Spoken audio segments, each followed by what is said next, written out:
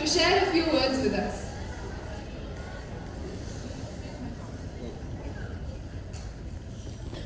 Well, thank you for such a warm reception from your principal and staff.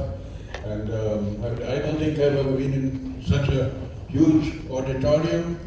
The school I went to had a very small one, so you couldn't really hide or go to sleep while the principal was giving a speech.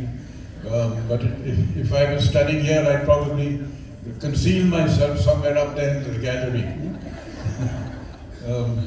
One of these days I'll come and tell you how on Founders Day to sleep through the chief guest speech.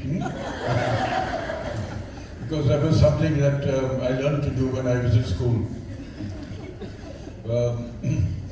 When I finished school, I promised myself, I took a vow that I would never visit a school again. You know, I'd had enough of school days.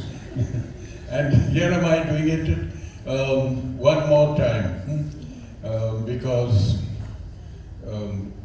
it so happened that the stories I wrote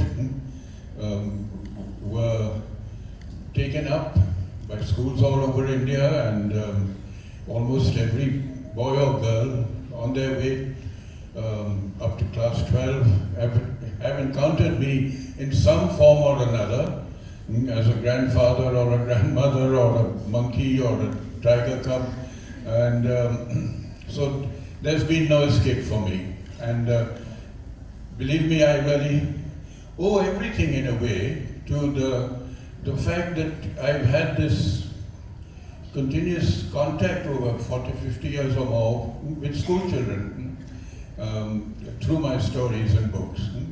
And so really in spite of the fact that I make jokes about my school days, I owe a lot to my old school and to the children and teachers that I've met in recent years. So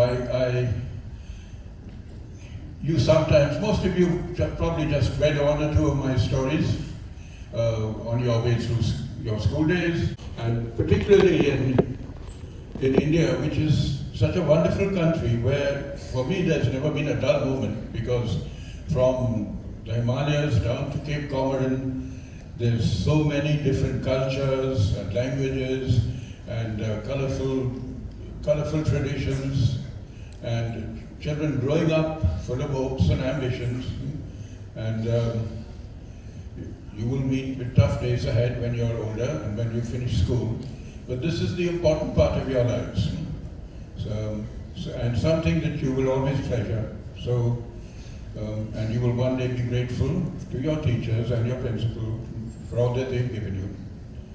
So good luck, and now you can ask me some questions, and I'll be happy to answer.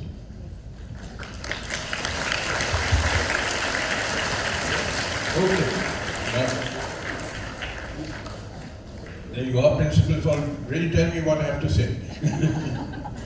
So I have to tell you something about the book. So this is, as far as my books go, it's not very wordy. There are a few reflections on life and descriptions of the valley below me as I open my window, because I felt it's always important to have a window, have a room of your own, and above all a window where you can look out upon the world. It's important for a writer, but it's important, I think, for everybody. You don't want to be shut up. You don't want to be in a cell, like a prison cell, where there's nothing to see. So a window on the world is all important, and that's what this book is about. And we were very fortunate in that a very distinguished artist from England came and did the illustrations. It's beautifully illustrated.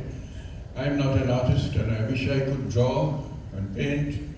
And by the way, thank you for the beautiful painting, the iris that you've given me. I love flowers, and although I don't have any garden space, I grow them in all my windowsills. So windows are all important, and this little book is about windows. And well, over the years I've written hundreds of stories, as you know, and all kinds of books. And here I am, hoping to